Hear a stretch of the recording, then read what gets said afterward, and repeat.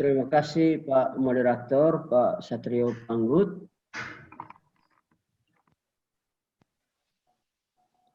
Salam pagi pada Romo Silvi dan Pak Marcel, Pak Adi, serta rekan-rekan yang bergabung dalam webinar ini. Salam Pancasila. Salam. Salam Pancasila. Ya. Saya diberi kesempatan dalam webinar kali ini. Saya memberi gambaran tentang bagaimana sebenarnya Pancasila itu bisa menjadi pedoman dan pengayom kehidupan kita di Manggarai. Tapi jelas dari perspektif kritis ya, terutama terkait dengan fakta empiris yang terjadi saat ini di Manggarai dan mungkin juga Manggarai Raya. Saudara-saudara sekalian, pasca reformasi, masyarakat Indonesia itu mengalami perubahan dalam perilaku berbangsa. Itu harus diakui. Tentu perubahan perilaku ini ada yang positif dan ada yang negatif. Kalau perilaku positif ya nampak dalam ya semakin munculnya kesadaran berbangsa dan sikap nasionalisme yang mengental. Banyak anak-anak bangsa kita yang ya terlibat dalam membangun bangsa dengan caranya masing-masing. Dalam bidang pendidikan, dalam bidang teknologi, kesehatan, militer, olahraga, musik, dan banyak lain lagi. Dan itu mereka berprestasi baik di dalam negeri maupun di luar negeri. Tetapi selain prestasi positif ini, kita tidak boleh menafikan beberapa hal yang cukup merusak citra bangsa kita. Seperti berapa kali gerakan separatis di beberapa wilayah karena hembusan primordial dan isu-isu agama, dan ini menimbulkan segregasi sosial dan kericuhan yang menurut saya cukup merusak citra bangsa kita di mata dunia dan menjadi PR tersendiri bagi bangsa kita saat ini terkait dengan negara kita sebagai negara kepulauan. Potensi untuk berpisah dari Indonesia besar ketika isu ketidakadilan, isu pembangunan yang tidak merata, perhatian sosial ekonomi yang tidak seimbang, itu akan banyak memunculkan isu-isu separatis ke depannya. Selain itu, saya melihat bahwa pasca reformasi ada banyak peristiwa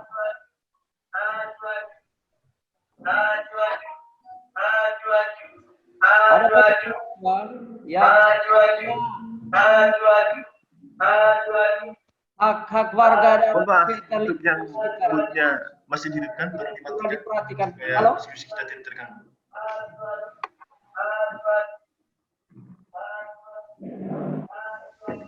Mohon maaf untuk peserta yang masih menghidupkan mic-nya, mikrofonnya, mohon dimatikan.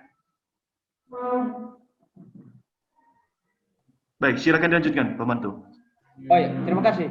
Ya, saya melihat bahwa pasca reformasi cukup banyak kejadian yang membuat kita berada dalam situasi gamang ya, seperti perusakan lingkungan dengan dalih pembangunan, hak-hak warga yang tidak diperhatikan, yang kadang luput dari perhatian pemerintah, isu-isu penjualan manusia, eksploitasi anak di bawah umur, serta perkembangan teknologi digital yang di satu pihak memang sangat membantu peradaban manusia modern saat ini, tapi pada pihak lain banyak kerusakan mental anak kita yang diakibatkan karena penggunaan teknologi digital, terutama Facebook ini yang tidak kritis dan tidak cerdas. Dan kalau kita lihat anak-anak kita, generasi muda kita banyak terjebak dalam eh, penggunaan media sosial dan mereka termakan dengan berbagai hasutan, sebaran kebencian, dan ini merupakan bagian dari infodemik. Kalau kita lihat dalam kacamata pilkada kali ini ya, di 9 Desember 2020 kita akan mengadakan pilkada serentak untuk 270 wilayah, 9 provinsi, 224 kabupaten, dan 37 kota. Dan Manggarai merupakan salah satu kabupaten yang akan menggelarkan itu. Nah, masuk dalam konteks Manggarai, pertanyaan reflektif pada momentum 75 tahun HUT kemerdekaan Indonesia, apakah Manggarai yang merupakan salah satu kabupaten dari 514 kabupaten yang Indonesia ini sudah merdeka? Ini menjadi pertanyaan reflektif kita. Merdeka membangun pasca reformasi atau merdeka pasca era otonomi daerah seturut amanah Undang-Undang nomor 32 tahun 2004. Apakah Manggarai dengan jumlah penduduk sebanyak 833.000 dengan luas wilayah 2.096 km persegi yang terdiri dari 12 kecamatan, 26 kelurahan, dan 145 desa sudah merasakan kemerdekaan dalam membangun? Dan bagaimana pembangunan tersebut berdampak signifikan terhadap peningkatan kesejahteraan masyarakat Manggarai? Ini menjadi pertanyaan reflektif yang mengubah bertolak dari fakta-fakta empiris di sini. Saya melihat ada beberapa hal yang menjadi menurut saya hal penting yang menjadi titik tolak bagaimana melihat Manggarai ke depan ini. Seperti yang saya katakan, saya melihat dari sudut pandang kritis terkait dengan kondisi atau fakta empiris situasi Manggarai ini. Pertama, dari sisi ekonomi, indeks pembangunan manusia Manggarai masih berkutat di poin 63,3. Jauh dari IPM provinsi yang sudah masuk ke 71 atau nasional ke 75. Selain itu, Gini rasio Manggarai ini akhir-akhir melebar sebesar 0,395, lebih besar dari Gini rasio nasional 0,382. Itu artinya ada kesenjangan antara pengeluaran masyarakat dengan pendapatannya, baik di perkotaan maupun pedesaan. Kemudian 69,2% penduduk Manggarai masih di bawah garis kemiskinan. Dan pendapatan per kapita setiap orang Manggarai masih sebesar Rp13.000 atau 311.000 per bulan. Kalau kita lihat Rp13.000 untuk makan satu hari itu tidak cukup dengan porsi makan 3 kali. Untuk beli rokok G2 saja tidak cukup dengan Rp13.000 ini.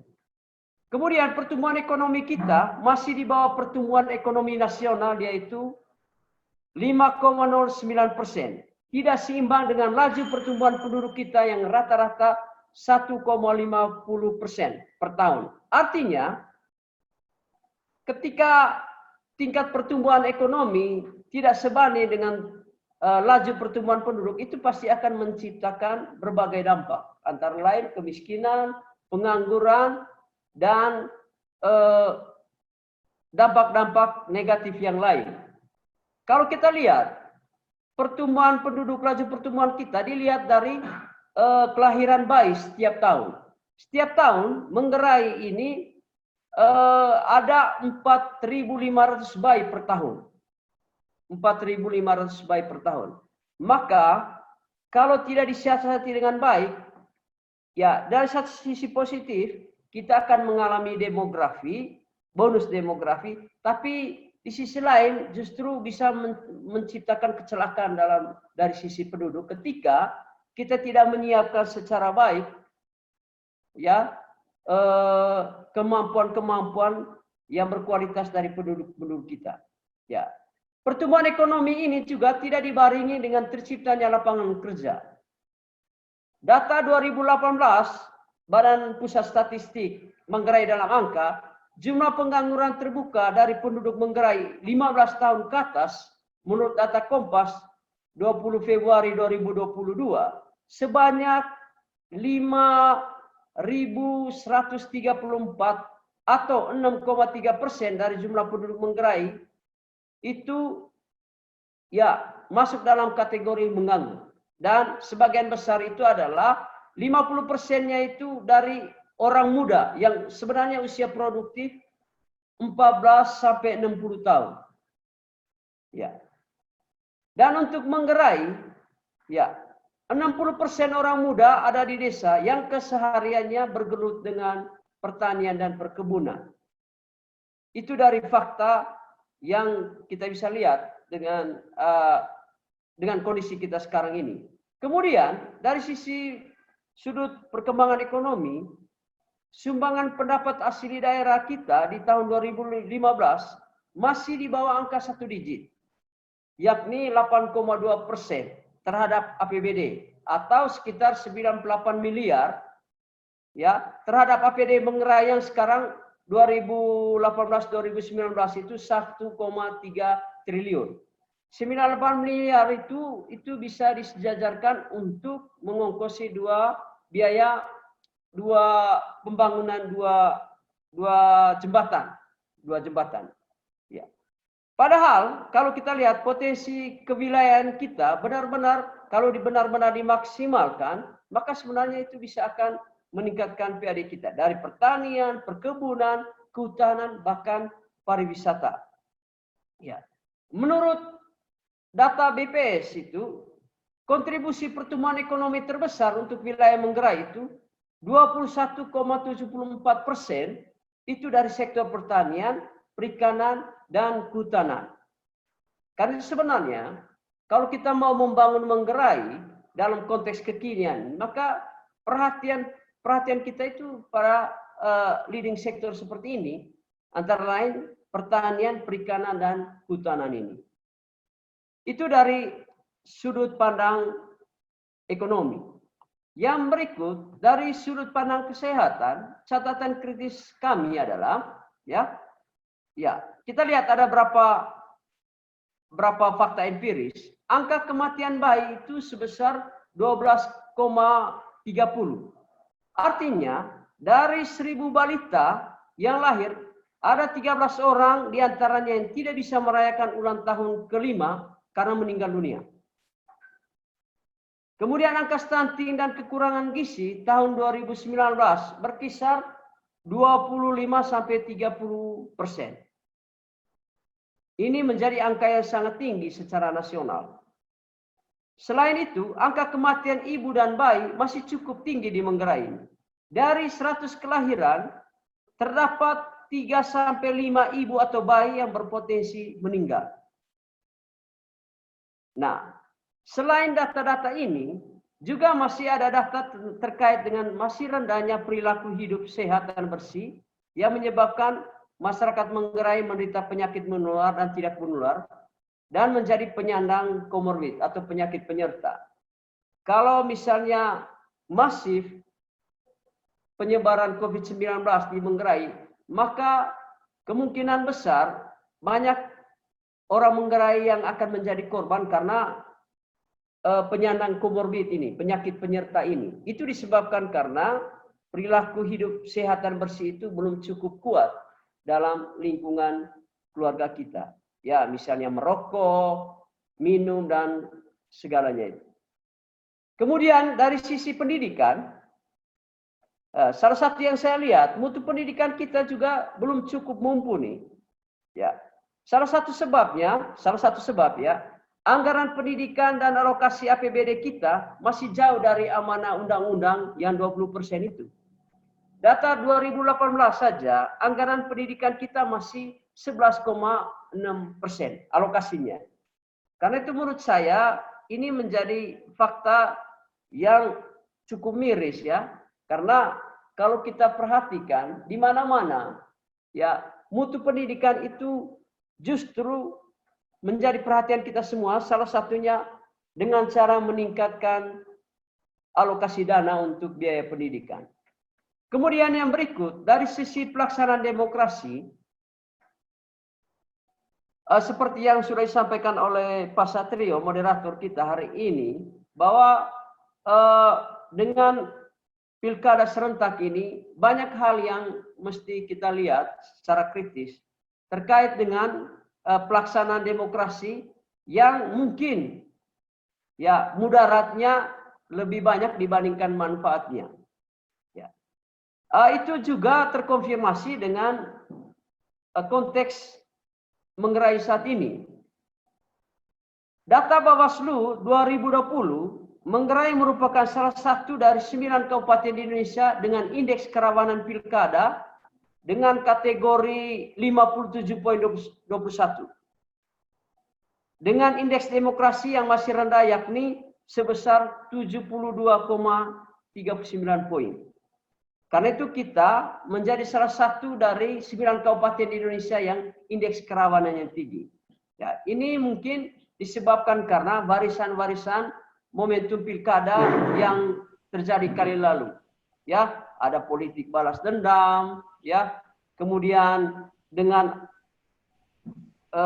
adanya media sosial di mana lebih banyak infodemik, sebaran kebencian, hasutan dan segala macam, ini juga menjadi salah satu indikasi penting untuk mengukur sejauh mana kualitas demokrasi di wilayah kita. Kemudian berdasarkan survei nasional, kalau kita lihat keterlibatan orang Manggarai, saya melihat dari sisi keterlibatan perempuan, 62% perempuan Manggarai ya belum terlibat dalam demokrasi kita, Karena itu memang seperti fatwa undang-undang harus keterlibatan perempuan 30%, ya kuota 30%. Saya kira ini belum mencapai harapan dalam konteks demokrasi Manggarai saat ini. Nah, rekan-rekan sekalian, saat ini sebagaimana juga dalam konteks kita di Manggarai, kita mengalami terpaan yang begitu hebat dengan COVID-19 ini. Ya. Banyak kegiatan-kegiatan ekonomi produktif itu menjadi lumpuh, dan secara nasional ya kita sudah mengalami resesi atau pertumbuhan ekonomi kita itu minus 5,3 sekian persen kalau tidak salah. Ya. Nah, saya kira ini akan menjadi potensi yang besar terjadinya gangguan terhadap kehidupan kita, baik secara nasional maupun secara lokal di Manggarai ini. Saya bertolak dari sejarah selama ini, ya. Apapun gangguan terpaan yang melanda Indonesia, dan sejarah itu sudah membuktikan, tapi ketika kita masih berpegang pada Pancasila, maka semua itu bisa diselesaikan dengan baik. Hanya memang yang menjadi catatan kritis saya adalah perlu ada reaktualisasi nilai-nilai Pancasila dalam kehidupan masyarakat kita baik secara nasional maupun lokal Manggarai. Ada banyak nilai yang sudah mulai meluntur atau mengalami penurunan dalam kehidupan kita. Mungkin karena kuatnya arus modernisasi, liberalisasi, kapitalisasi, dan digitalisasi ini. Sehingga menyebabkan ada beberapa nilai yang memudar, seperti nilai kekeluargaan, gotong royong, ya, memudarnya ya adat budaya kita yang sebenarnya senantiasa memberi semangat kepada kita supaya tetap santun dan saling menghormati satu sama lain. Karena itu menurut saya, ke depan Pancasila ini harus kembali direaktualisasi, direvitalisasi sesuai dengan konteks kelokalan kita. Saya kira keahlian lokal kita dan kearifan lokal kita, lokal genius dan lokal wisdom kita, itu tidak kalah kuatnya dibandingkan dengan daerah-daerah lain. Karena itu, untuk mengatasi berbagai masalah seperti yang saya sampaikan di atas tadi, ya masalah ekonomi, pertumbuhan ekonomi, pendidikan, kesehatan maupun demokrasi, harus senantiasa tetap mengekstrapolasi, ya harus tetap memunculkan kembali nilai-nilai Pancasila ini. Kalau kita lihat, Manggarai ini sudah masuk dalam kategori masyarakatnya, karakteristik multikulturnya itu juga sangat kuat, ya. Manggarai bukan hanya terdiri dari orang Manggarai yang memiliki genealogi keturunan Manggarai saja, tapi juga berasal dari daerah-daerah lain. Karena itu ke depan, ya orang Manggarai harus tetap memunculkan entitas dan identitas kemanggaraiannya, ya terutama tetap memunculkan nilai-nilai kearifan lokal yang menurut saya ada dalam nilai-nilai Pancasila, antara lain semangat kekeluarganya, gotong royong, saling menghormati dan sebagainya.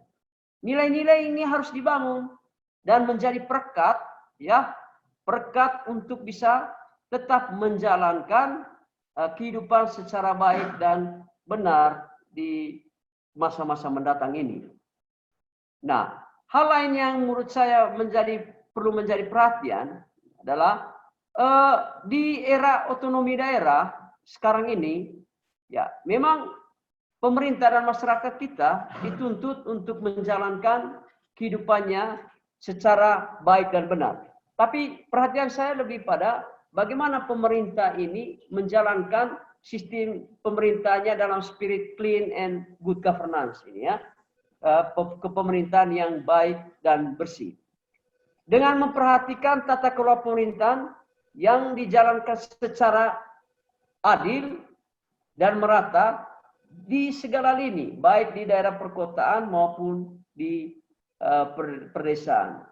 Kebijakan-kebijakan pembangunan harus memperhatikan, ya pertama soal distribusi pembangunan yang merata supaya tidak ada kesan ketimpangan. Mohon maaf, untuk bisa dipercepat lagi.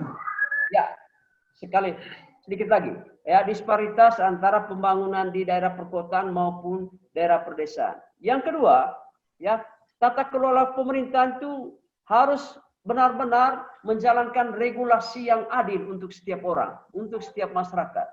Sehingga tidak ada kesan bahwa yang diperhatikan cuma sekelompok masyarakat sekian dan yang masyarakat lain tidak diperhatikan. Kemudian, ya, fungsi ekstraksi dari pemerintah, seperti yang saya katakan tadi, 24,sekian% yang menghidupi masyarakat Manggarai itu dari sektor pertanian, perikanan, dan hutan, tambah sedikit pariwisata. Karena itu menurut saya, fungsi ekstraksi ini, pengelolaan sumber daya alam ini, harus maksimal dilakukan oleh pemerintah Manggarai saat ini. Siapapun, ya, ke depannya.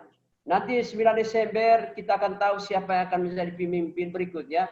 Maka saya berpikir perhatian tata kelola pemerintahan yang baik dan bersih ini dengan menjalankan fungsi distributif, fungsi regulatif, dan fungsi ekstraktif itu betul-betul dijalankan dengan baik dan benar.